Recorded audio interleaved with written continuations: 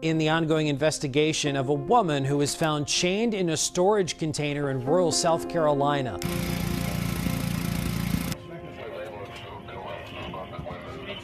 Just a girl. Just a girl, just a girl. How are you, honey? He says he's dead and buried. He says there's several bodies dead and buried out here. We have Kayla, excuse me, in your property. You're saying you didn't lock her up, you didn't put her in the Connex box or anything? No, sir. Imagine living next door to a seemingly ordinary guy. It's like I told you, he read the whole encyclopedias. When he was a kid. Only to discover he's hiding a horrifying secret that spans over a decade. Todd Kohlhepp shot Charlie Carver 3 times in the chest, wrapped him in a blue tarp, put him in the bucket of the tractor, locked me down here, and I never seen him again. Dive into the chilling story of Todd Kohlhepp. I love my country. They can ask all they want. You will not find racial material on my stuff. I refer to with my friend, call him my Aryan. He's a black guy. The real estate agent turned serial killer. I'm looking at retiring from here. I always wanted to go into real estate. I wish we had met at a different time in a different place. If you ever want to come back and talk to me, I can teach you how to make so much friggin' money. Whose shocking confessions left a town reeling. Walked outside. I want her outside. I want her outside. I put a 4 in the back of her head. What gun did you shoot her with? Same one. Welcome to our channel where we uncover the most bone-chilling true crime stories you've never heard. 40 caliber hollow point said it didn't hurt, and he didn't want to hurt Charlie because he wasn't a bad person. Join us as we piece together the puzzles that haunt our world. You may get a trip to Quantico. Oh, don't tease me. If you're fascinated by true crime and the twisted tales of the human psyche, hit that subscribe button and turn on the notification bell. You're just a really cool guy, man. Stay curious, stay safe, and let's uncover these shadows together. At that range, they should have ran to me, not away. They were way too close. Todd Kohlhepp was born on March 7, 1971, in Fort Lauderdale, Florida. His parents, William and Regina, separated when Todd was just 2 years old. After the divorce, Todd barely saw his dad. He grew up with his mom and his stepdad, Carl Kohlhepp, which is how Todd got his last name. Now about Todd growing up. He was what you'd call a nightmare child. Even as a toddler, his mom struggled with him. It wasn't just the usual tantrums you'd expect from little kids. Todd showed serious aggression from a very young age. He'd throw sand, and when he wanted something, he would push him down and go get it. As he got older, he didn't want to hang out with other kids. He didn't make friends and seemed to dislike everyone. The only way he interacted with other children was through violence and anger. Todd is someone who stays to himself pretty much. He's a loner. In school, he would push kids around, say awful things, and wreck their projects. One time on the school bus, he got mad at a girl sitting next to him. Out of nowhere, he pulled out scissors and stabbed her in the leg. He'd stabbed her in the leg. Not much. I mean, it didn't go deep. And it wasn't just at school. Todd was a terror in his neighborhood too. He'd go around picking fights with other kids and everyone was scared of him. He was hurt. He says, they didn't want me. One time he killed his own pet goldfish. Todd was throwing a fit because he wanted a gerbil instead of a goldfish. His mom said no, telling him he couldn't have another pet since he already had one. So Todd, in his twisted logic, decided that if he couldn't have 2 pets, he'd get rid of the one he had. He poured bleach into the goldfish bowl and watched it die. I just let him have it about Cloroxing the goldfish. It made him feel powerful. This cruel streak stayed with him throughout his life. His mom and stepdad were at a loss. By the time Todd was 9, things were so bad they sent him to a child behavioral institute in Georgia. He stayed there for about 3.5 months, getting treated for his anger. Todd felt like his step-siblings were favored, and he always argued with his stepdad. He felt like an outsider.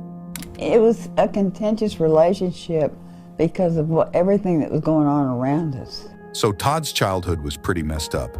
When he turned 12, the doorbell rings. His biological dad re-entered the picture. It's his biological father. Todd hadn't seen him since he was 2. His dad was self-centered, angry, and violent. He spent his life chasing women.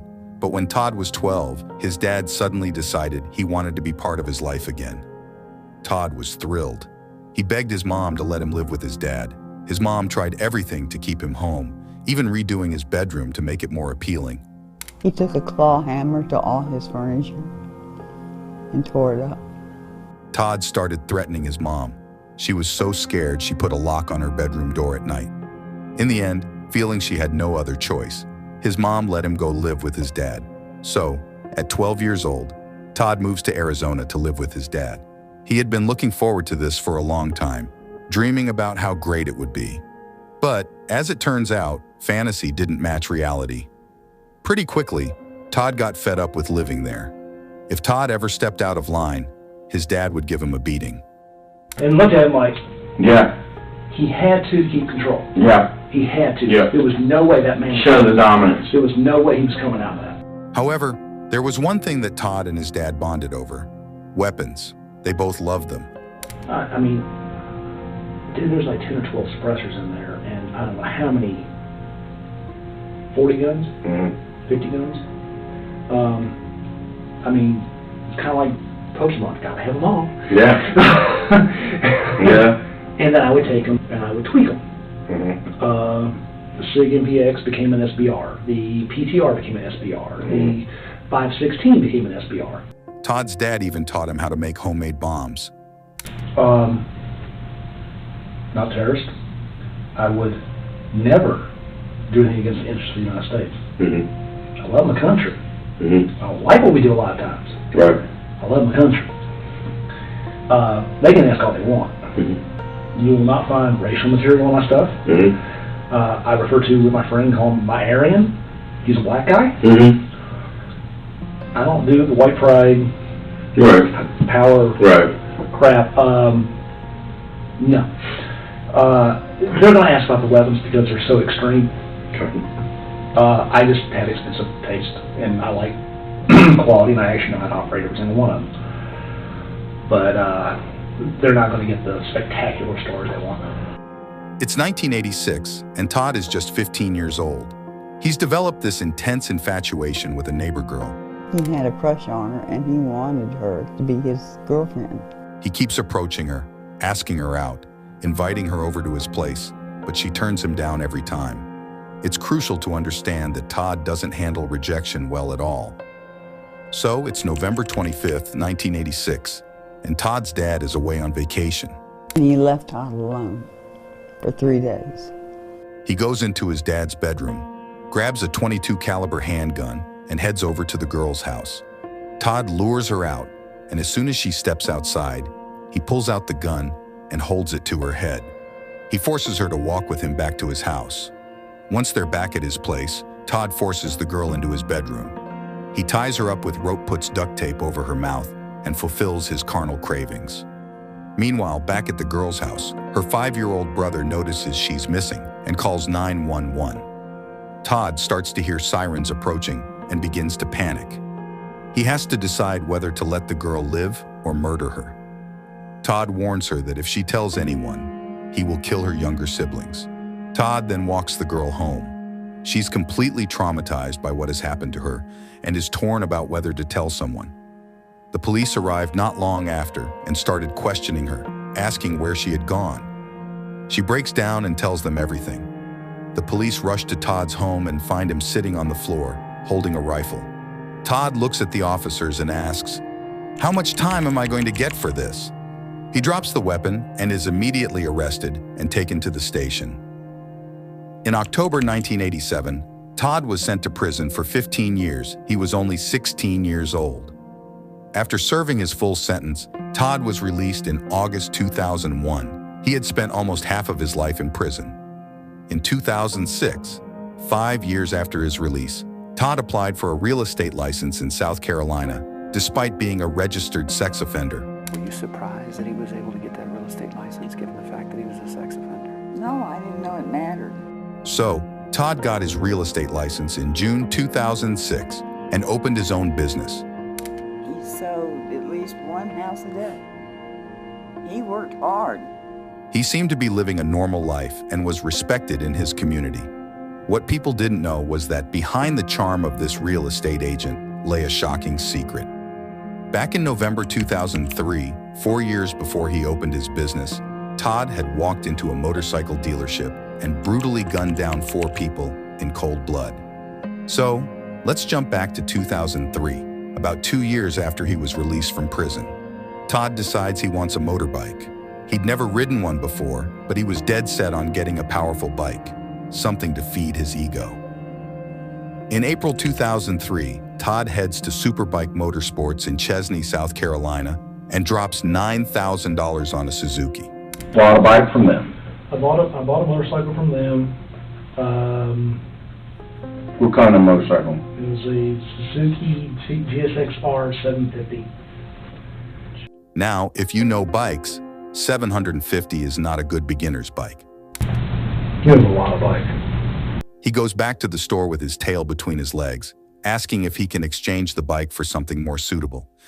I had gone back to them a few days prior to being stolen and told them that I was having a hard time riding it, and I was not so sure I had made a wise decision. He wanted to trade in or return the bike altogether. Did you say? I thought it was a bad decision. I was trying to see if I could possibly trade it in for a smaller bike or something of that nature. Maybe I don't know how to ride it. And they bear with me. No problem. Thought it was a bad decision, and maybe considered selling it back to them. You said something about wanting to trade or something? Either trade it for something smaller, maybe a 600, or get a just walk away from it, get out of it. But the staff at the store ridiculed him, poking fun at the idea that he could handle the bike. During one of my times over there, sitting on one of the, I believe it was the manager, the owner's friend. Okay. Guy was a bit of an asshole. They refused to exchange it, leaving Todd feeling embarrassed. So you let it slide for the time being? Got mad about it, kept going out there. Why I kept going to the same bike place, I don't really know. But I'd go out there, sit on the bikes, and listen to these two talk shit. Then, 3 days later, Todd's bike mysteriously disappears. Had it 14 days, and it got stolen from the front of the apartment complex. For some reason, he becomes fixated on the idea that the staff at the store stole it, despite there being no evidence. What happened? Please understand this has been many, many years. They proceeded to give me, on the rude side, about my inability to ride that kind of bike. No one ever taught me. So, I mean, I know how to operate the clutch. And the possibility of them coming by at some time with a trailer and maybe I'd make up my mind. They had dropped it off at the apartment. Okay. So they knew exactly where it was stored because the guy brought it over to me. He becomes consumed by a desire for revenge. You said I made a police report? I did. Actually, the law enforcement officer made fun of me. He informed me that that's a shame it got stolen before I got a chance to write you a ticket. That was the one time I didn't like you guys. So you made a police report? Yes, sir. And then what happened? Then insurance came out. I lost a $1,000 deposit because that was my deductible. They paid off the bike, and it was never seen again, or at least nobody bothered to contact me about it. So, it's November 2003, and over 6 months have passed since Todd's bike supposedly got stolen. He's been brewing up his plan for quite some time. And he said, yeah, Anderson cops aren't that good. He said a few years ago, my bike got stolen, and I traced it back to a bike shop in Anderson and found out they had a chop shop. So I just walked in, shot everybody, and walked back out. And they never even... In early November, Todd pays another visit to Superbike Motorsports. Say that again. You kept going out there and sitting on the bikes trying them out, and listening to these two, the owner and the manager basically talked trash. Inside the store were 4 staff members: owner Scott Ponder, his mother and bookkeeper Beverly Guy, service manager Brian Lucas, and mechanic Chris Sherbert. Todd entered the store while other customers were around, showing interest in some bikes. I was sitting on bikes, talking back and forth, and the manager started making some comments about somebody. I'm going to have to loosely say because I don't remember the whole thing, but basically, great. Now we'll have something along the lines of we'll have another one to go pick up, and made some comments about the last one being stolen. But once the customers were gone, things took a dark turn. And doing my best to make sure that the paying customers were not there. Collateral damage is not cool. When he said it was obviously, he was not talking about the time when I asked him about possibly selling it, it was implied that we took your shit. He told a staff member that he was interested in a particular bike, and mechanic Chris Sherbert took it to the back to prepare it for sale. Sitting on a black Kawasaki Katana, 600 I believe. It's a crap bike. But I was sitting on it, and... It was a what now? Black Kawasaki Katana, 600. Okay. Told him I would take it. At which point the mechanic took the bike to the back to prep it. That's when Todd pulls out a pair of latex gloves and a Beretta 92 FS 9mm handgun. Bought a Beretta 92 FS. I don't know why I keep telling you FS. Just details. Beretta 92 FS. FS. 9mm. At the time, those only had 10-round mags because they still had the limitation, and the aftermarket Pro Mags were god-awful. So how many, so you had 10-round magazine? Yes, sir. 3 of them. 3 10-round magazines? Mm-hmm. He makes his way to the back, where Chris is, and fires 2 shots at him, killing him instantly. So you pulled out the Beretta, and what happened? Shot the mechanic twice. Downward angle. Nice shot. You can hear the arrogance in his voice. He was beneath me. He was down, crouched down on this side of the bike. Bike was here. I'm on this side, so I had to lean over the bike, and I believe it was two shots. Keep going, brother. It may have been 2, it may have been 3, but it definitely was 2. At a downward angle. You shot the mechanic twice at a downward angle. Maybe twice? Twice, maybe 3rd time. I don't remember. Hearing the gunshots, the other 3 staff members rushed to the back. No, what'd you say they heard? They had heard the gunshots in the back and were coming this way to figure out what had happened. Todd encounters a 52-year-old mother, Beverly Guy first, and times in the chest, causing her to fall to the ground. And I heard 2 to 3 times in the chest. Scott and Brian try to flee. She fell. The the owner and the manager ran for the door. Took off. Okay. But Todd both in the back before they can reach the door.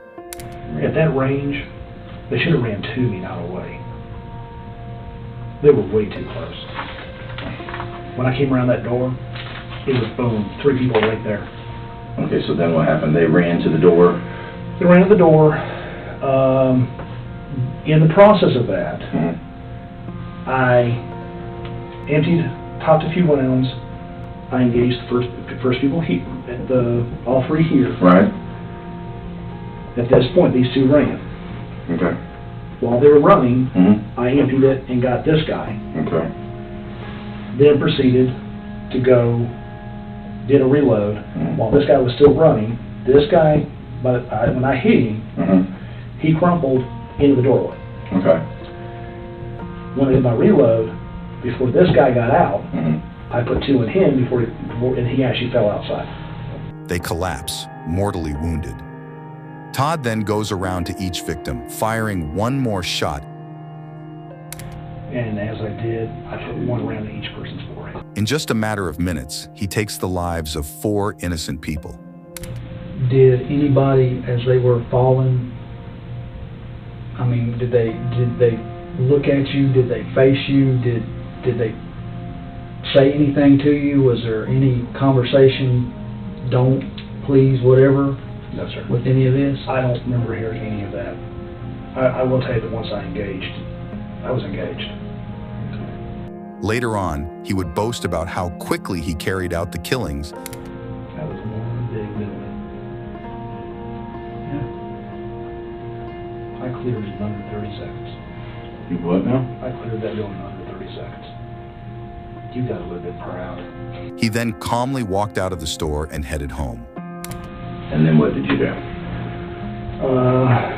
that point, put the gun on safety and walked outside and got in my car and drove home. Okay. What kind of car were you driving?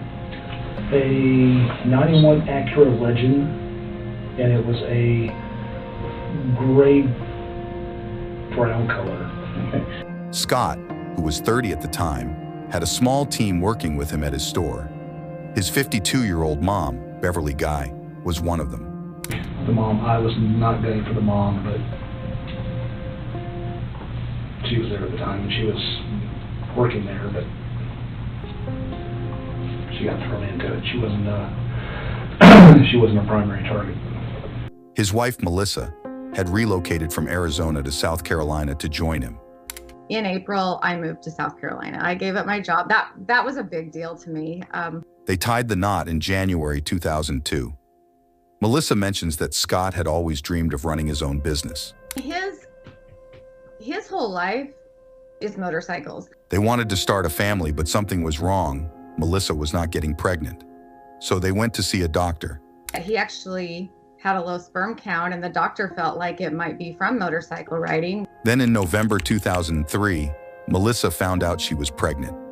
I was in my brother's bathroom, took a pregnancy test, and was screaming in there because I'd never seen a positive one, and so...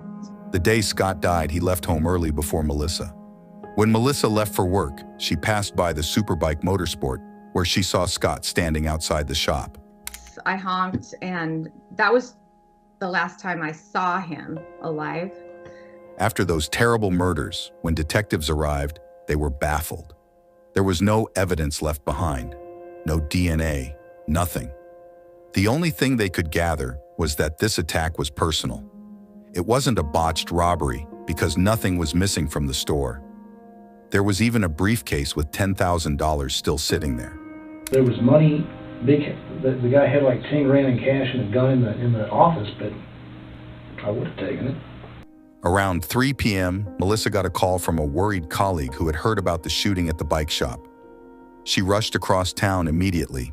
12 to 15 law enforcement vehicles sitting there. There were helicopters flying above. Before she could get close to the crime scene, police officers escorted Melissa home. She was instructed to not watch TV or any news as they stayed with her, as they waited for further instructions.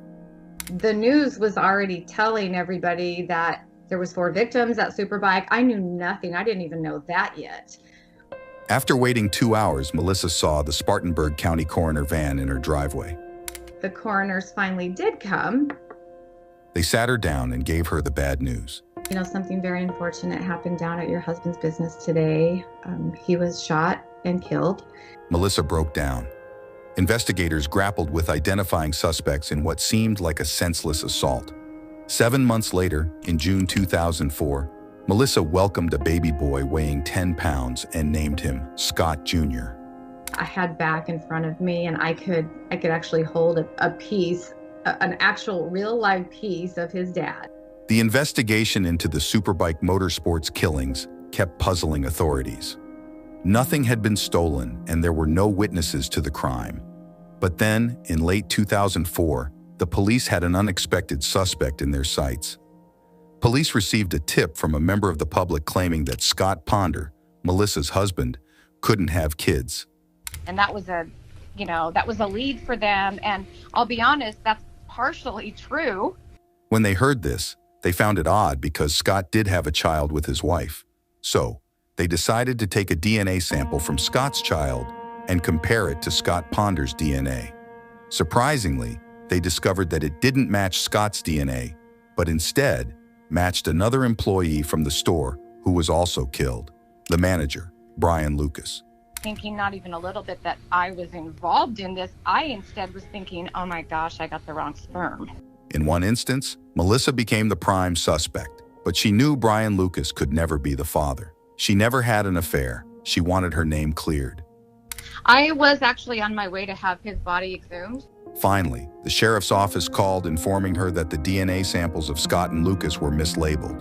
I was accused of being involved in having a baby that wasn't my husband. The mix-up was resolved, and the sheriff's office publicly apologized to Melissa. The sheriff's department ended up apologizing to me on the news. It's staggering how quickly suspicion fell on Melissa in the aftermath of the shooting tragedy. Authorities pointed fingers, accusing her of being entangled in a love affair with Brian Lucas, the victim. Yet, she was innocent. The mistake in labeling blood vials led to a false match. Imagine, amidst the grief of losing her husband, she endured the loneliness of pregnancy and childbirth, raising their child alone. Then, shockingly, the police knocked on her door, casting blame upon her, igniting further pain. Meanwhile, Todd, despite his outward success as a prominent real estate agent, couldn't quell the darkness within. He had everything going for him. Todd was a very smart guy. It's like I told you, he read the whole encyclopedias. When he was a kid? Yeah. He wasn't the same loner, awkward kid. As a grown-up, he had impeccable interpersonal skills. Look at retiring from here. I always wanted to go into real estate. I wish we had met at a different time in a different place.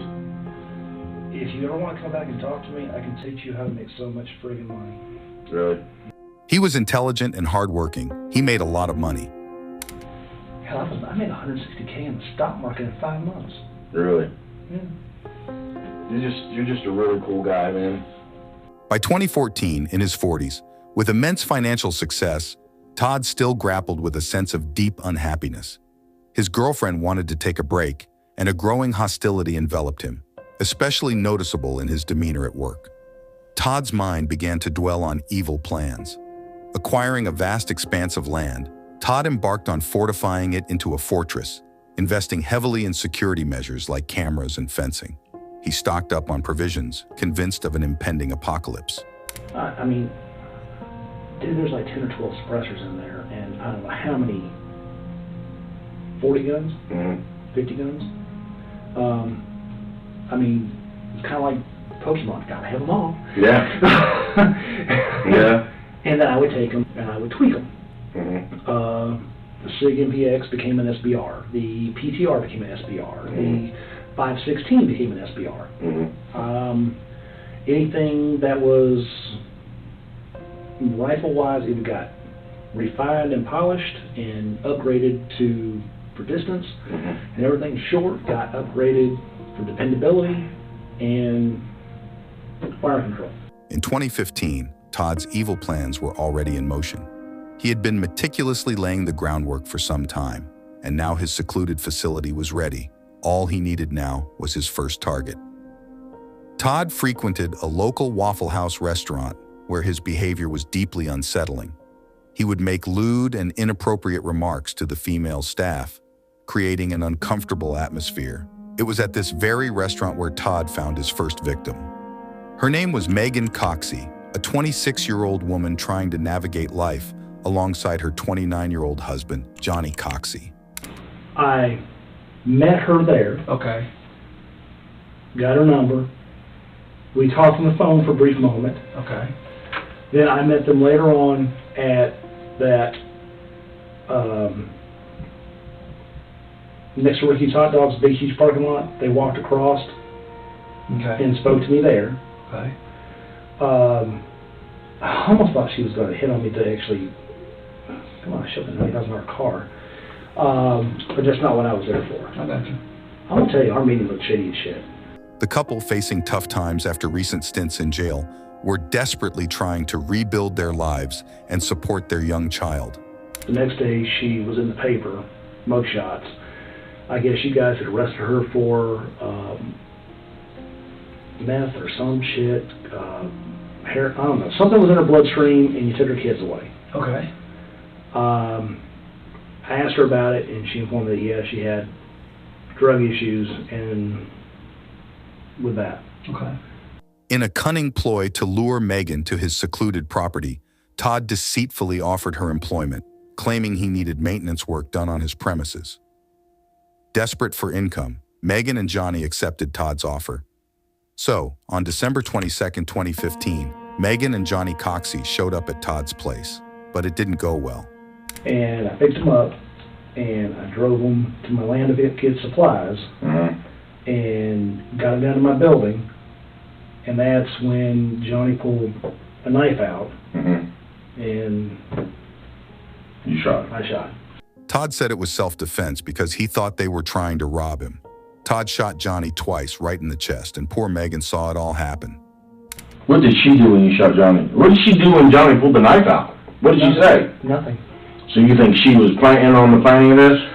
I think she entirely was in the plan of it. Okay. There was no, oh shit, yeah. Johnny, what are you doing? There was none of that. This was, her actions were, she knew he was doing that. They saw a guy who had a shitload of money, driving a car they can't afford. They didn't even have a car, and they were going to get something. Okay. So then you shot him how many times? Shot him twice in the chest. Okay. He dropped forward. When he dropped forward, I went around him and put another one through his spinal column. Okay, and you shot her? Not exactly. After that, Todd didn't let Megan get away. He handcuffed her, put shackles on her legs, and then shot Johnny one more time, just to make it worse. The girl that was with Johnny, did you shoot her? Not at that time. Okay, what happened with her? She panicked, but then she sat, I told her to sit down. She sat down. Went ahead and cuffed her, patted her down, told her I wasn't going to hurt her. She calmed down, and I actually took her to the Connex. No, that's not true. I had her lay there for a while. I didn't know what the hell to do with her. I didn't want her in my Connex because I had stuff in there. I didn't know what the hell to do with it. Putting her in with my guns is not a good move. I understand that. I actually had to go. For the first time I was having a little bit of a panic of what the hell do I do with her. Put her here, put her there, drop her. What the hell do I do? Do I call the cops? Oh shit, I got illegal guns. Oh shit, oh shit, oh shit. What do I do with her? She was batshit crazy, man. Well, that's what you said earlier. I told her I wasn't going to touch her, wasn't going to rape her, wasn't going to do her. Just calm the hell down and let me sort this shit out. Then he dragged Megan to a big shipping container on his property, locked her in, and left her there while he buried Johnny. Megan had to stay trapped in that container for 6 whole days. It's like something out of a nightmare. I held her in there for a couple days. How many days? 5 or 6. Okay. Every other damn day, she wanted Little Caesar's Pizza. I hate that shit. Oh, it gives me heartburn. Little Caesar's Pizza, not Mountain Dew, Dr. Pepper, cinnamon rolls, and friggin' Newports. If you go down to my building, you'll find an unused package of Newports that I bought for her. And then he went batshit. She tried to light my damn building on fire. Do you know how? In the back of what building? The Connex. The Newport pack is still there? The Newport pack is still inside the toolbox. Okay. This is the unused pack. I actually bought her a carton. Okay. I don't smoke. Right. I don't know the hell to buy her. I went to the store. I said, okay, I need a thing of Newports, Reds, where the hell they were. The lady went, do you want a pack or a carton? I went, oh shit, I don't friggin' know. Give me a friggin' carton. Got her that, got her a lighter. He claimed she tried to burn down the shipping container she was in. I didn't know what to do with her, and then she kept burning shit. I come in and all of a sudden find that she burnt her blanket, and she burnt this. She's sitting next to 100,000 rounds of ammo. Love of God, please stop burning shit. If that thing goes off, do you know what that would do to a neighborhood or an area? That's not a neighborhood. It wouldn't. Yeah. Holy shit. Yeah. Please do not catch the building on fire. She kept trying to catch shit on fire. And then go, I'm smoking. I'd open the door and then a cloud would come out. It's like one of those cartoons. Looking back, giving her cigarettes might have been a mistake. He even tried to get rid of her by paying her money to run away to another state. You don't have shit, and last time I can check from what was online, she had a warrant where they were looking for her ass. I'll give you an envelope for $4,000. I'll drive you up to damn Tennessee. I'll drop your ass off somewhere. If you got any common sense on this planet, you'll go left and I'll go right. What'd she say? Oh, she got so excited. So after keeping Megan locked up for 6 days, Todd reached his breaking point. He claimed Megan wasn't cooperating, so on Christmas Day of 2015, he let her out of that container and killed her too. She went from, I'm so freaking happy in the world to be, I'm going to go to Tennessee with money and I'm going to restart my life and thank you, to batshit crazy. Tell them just a minute. I got you. At that point, I tried to walk her out of the building. I just had enough. I walked outside. I was trying to calm down, trying to figure out what the hell to do with it, what to do with it. I didn't know. I came back in the building. She was going nuts. Just, it wasn't like she was emotional about the situation. This had been days. It wasn't much about that. It was just like serious chemical imbalance shit.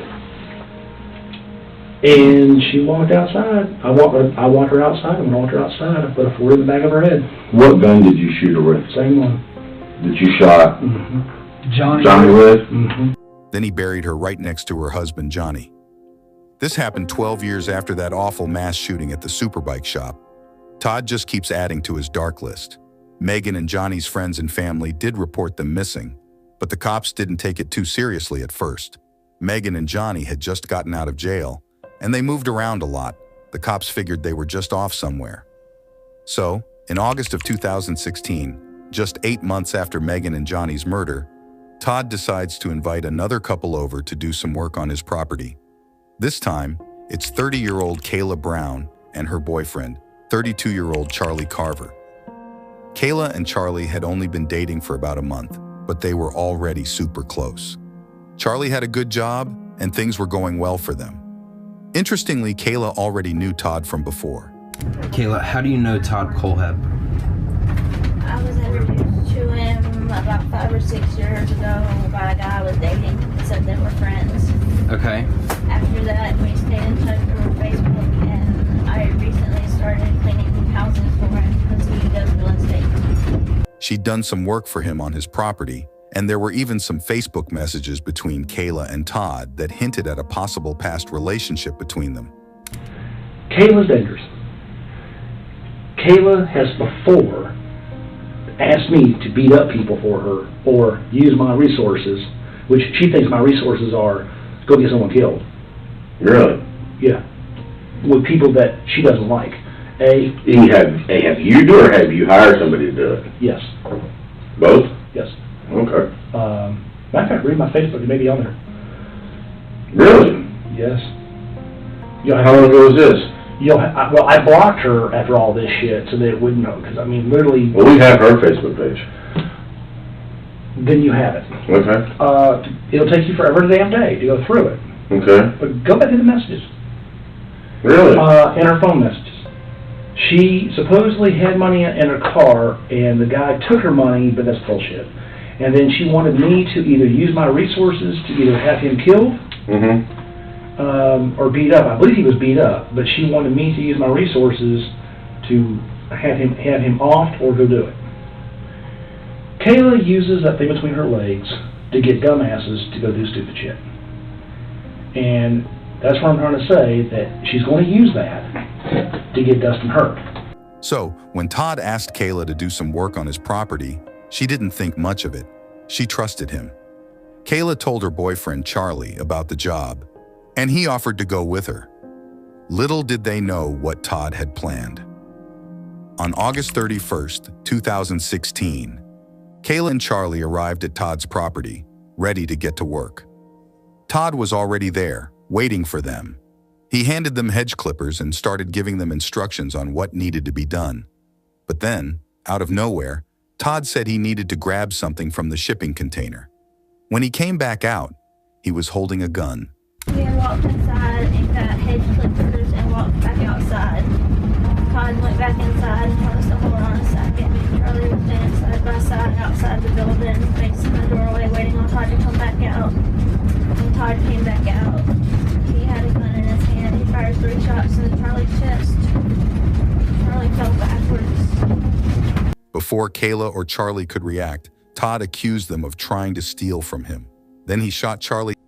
Terrified, Kayla did as Todd said and went into the shipping container. She had just watched her boyfriend get killed right in front of her.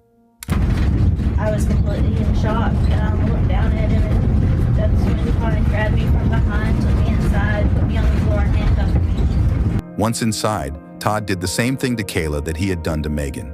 He handcuffed her, shackled her legs, and gagged her. Then he sat down in a chair and told me that he was sorry about Charlie, but he had to let me know he was serious, that he wouldn't hurt me if I did what he said. Then he told her to wait there while he took care of Charlie's body. He said, I have to go outside and take care of your boyfriend. He left for, I don't know, 10 or 15 minutes, and then he said that he had to take care of some things. And when he took me outside, Charlie was wrapped up in a blue tarp and in the bucket of his tractor. And he put me in the building and left me there. So, after Todd returned from burying Charlie's body, he did something even more disturbing. He put a dog collar around Kayla's neck and used it to chain her to the wall of the shipping container. She wanted the comforter thing that was on the floor. Mm-hmm. That was her idea. That was her submissive kitty bed, her kitten bed. Man, it tripped me out. All of a sudden, I put the collar thing on her.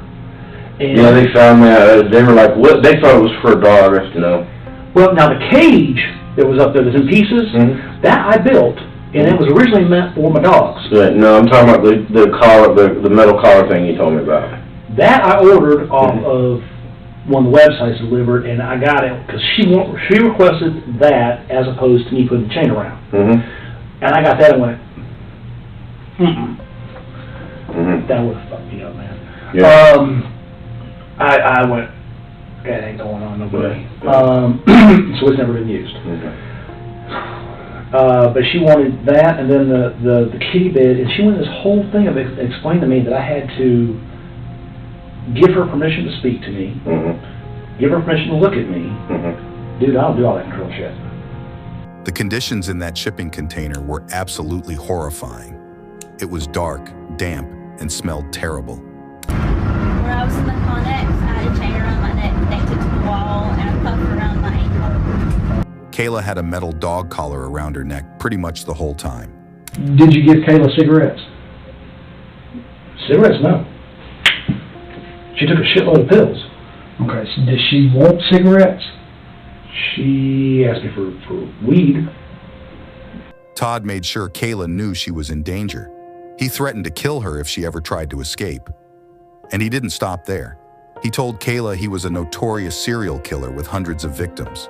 He said that, not in a lot of detail, but I know he said that he had another guy. He was just after the guy, and the guy actually happened to bring his girlfriend with him. He said the girl didn't know who he was. He was going to let her go in another state, but she pissed him off, so he said that he took her out of the building one day, and when she walked around the side of the building, he shot her in the back of the head. He said he buried her somewhere on the land, too. He also claims he's sold people. Todd even confessed to Kayla about the murders of Megan and Johnny, as well as the mass shooting at the bike shop. He also told me that he walked into, a few years back, that he walked into a bike shop in Anderson and shot 4 people and left, and they never found out who did it. He liked to brag that he was a serial killer and a mass murderer. He said he was going to kill more people because he had dreams of his body count being in 3 digits. He said right now it was still high 2 digits.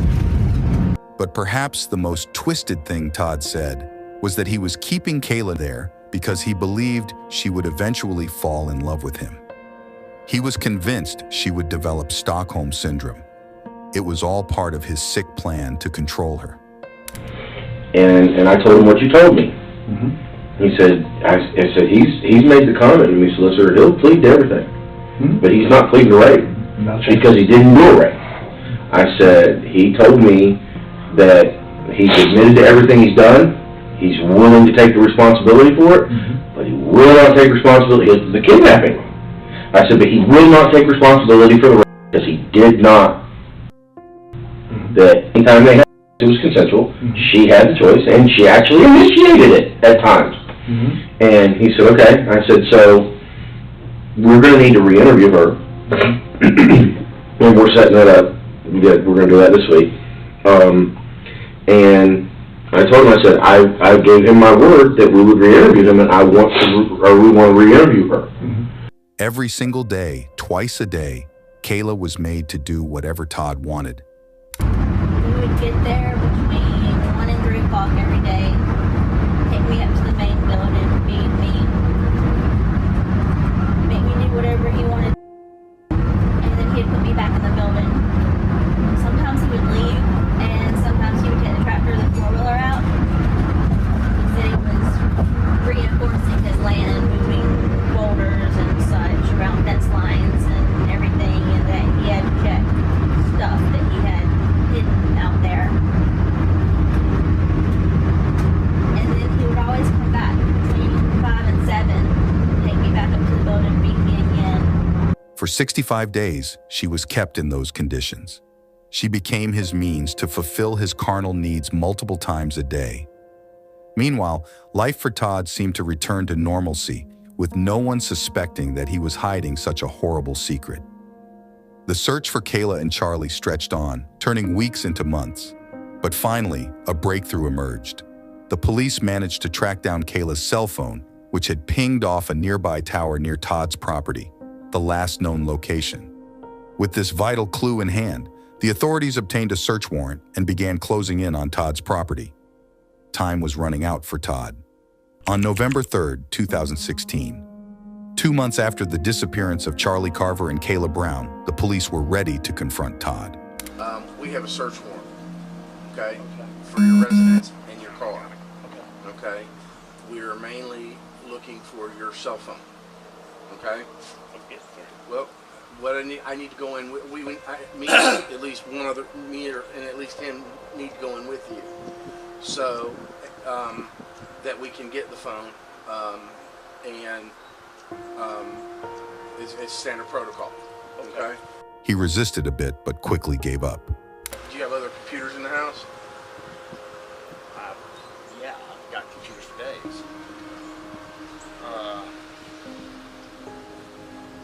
Why don't we step inside so we can share your business out here? Farmer, y'all out.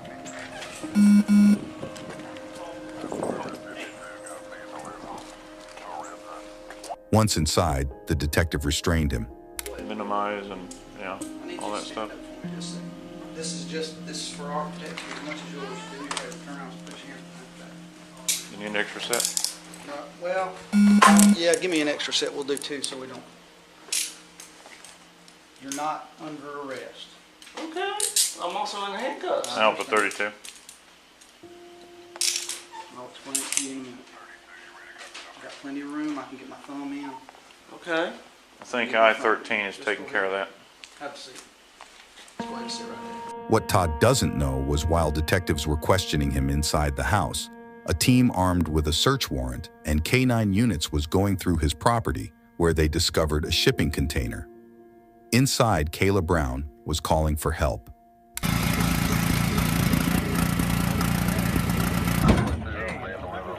Watch out. Y'all move.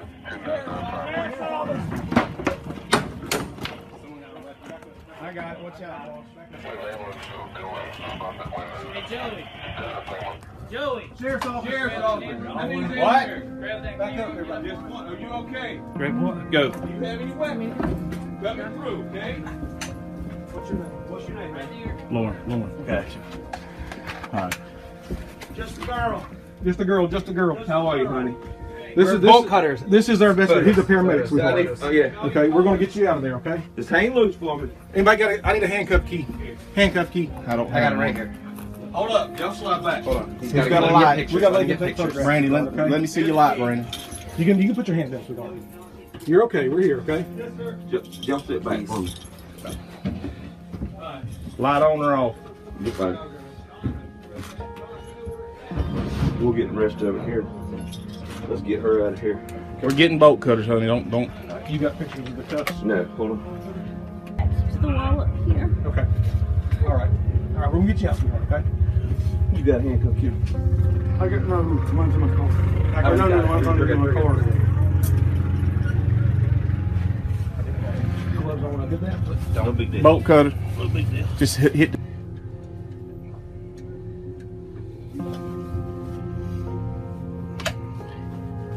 Do you know where your buddy is? Charlie? Yes. He shot him? Who did? Douche. Locked me down here and I never seen him again. Okay. He says he's dead and buried. He says there's several bodies dead and buried out here, and he says that the dogs will be ruined if they go looking because there's red pepper. We're going to step you out, sweet. Because there's what? Red pepper. Okay. Tell the dog people that. With remarkable composure, she revealed to investigators that her boyfriend had been killed, and Todd was the one who had shot him. The news was swiftly radioed to other officers present at Todd's home. It was then Detective came in and brought Todd up to speed. He was in real trouble. All right, this is where we're at, Mr. Kohlhepp. While we were here, all right, my sergeant served a search warrant on your property. Okay? We have Kayla. We have Kayla in your property. She was locked in a container. Okay? She has told us that you shot and killed Charlie. Okay, so at this time I'm going to need you to stand up and put your hands behind your back. He's already here. Okay. You're under arrest right now for kidnapping. Alright, they're continuing to search your property. They're going to continue. They got cadaver dogs down there. Okay? Do you want to help yourself and tell me where the body's at so we can go recover Charlie's body? No, sir. You don't want to? No, sir. Okay. Why'd you shoot him? I didn't shoot anybody, sir. Okay, why'd you lock her in a container in your property? I understand. She's on your property right now, locked in a container. They just got her out of a, they call it a shipping name. container. Connex box. So she never left your property. Okay, you locked her in the Connex box, and she has told investigators that you shot and killed Charlie. Okay, so I'm trying to give you an opportunity to help yourself and help us, help you find this body. Because she's saying Charlie's body, you buried Charlie's body on that property. No, sir. I'm going to need an attorney. Probably a good thing. Go ahead and put him in the back of your car. Still maintaining his innocence, Todd told officers he needed an attorney. Todd Kohlhepp was finally arrested on the kidnapping charge. Authorities kept on searching for the bodies, and eventually they found Charlie Carver. We did find a body in a shallow grave. Later, the bodies of Johnny and Megan Coxey were found near each other. Todd had shot all three of them and buried them in shallow graves. In the process of trying to get that person removed from here, Todd faced charges for 3 murders and the abduction of Kayla Brown. However, the murderer was about to make a confession that had been 13 years in the making, shocking the investigators who had spent so long trying to solve this gruesome crime. In November 2016, 45-year-old Todd Kohlhepp was finally charged with the murders of 3 individuals in Woodruff, South Carolina. On May 26, 2017, Todd Kohlhepp received 7 life sentences, 1 for each of his victims, along with an extra 60 years for kidnapping Kayla Brown. Since his incarceration, Todd has written letters to journalists hinting that there may have been other victims in the 12-year gap between the Superbike killings and the Woodruff murders. Yes, there is more than 7. I tried to tell investigators and I did tell FBI. However, authorities have still not found any credibility in those claims. Todd Kohlhepp loves the attention, and it's the attention he has not been able to gather behind bars. The arrest and conviction of Todd Kohlhepp marked the end of a dark chapter for the community of Spartanburg, South Carolina. Over the years, Todd had managed to hide his crimes behind a facade of normalcy, successfully evading justice for over a decade. His crimes, ranging from the brutal murders at Superbike Motorsports to the kidnapping and murder of Megan and Johnny Coxey, as well as the imprisonment of Kayla Brown, shocked the nation and left a lasting impact on the victims' families and the community. The breakthrough in the case came when law enforcement utilized modern technology to trace Kayla Brown's cell phone to Todd's property, leading to her rescue and the uncovering of his secrets. Todd's eventual confessions revealed the depth of his evil, and the justice system responded with swift and severe punishment, ensuring he would never harm another soul again. Thank you for joining us. If you found this story as captivating and shocking as we did, make sure to hit that like button and share this video with others who might be interested. Don't forget to subscribe for more deep dives into the world's most mysterious cases. Tap the notification bell so you never miss an episode. Stay curious, stay safe, and remember, the shadows can't hide forever when we shine a light on the truth.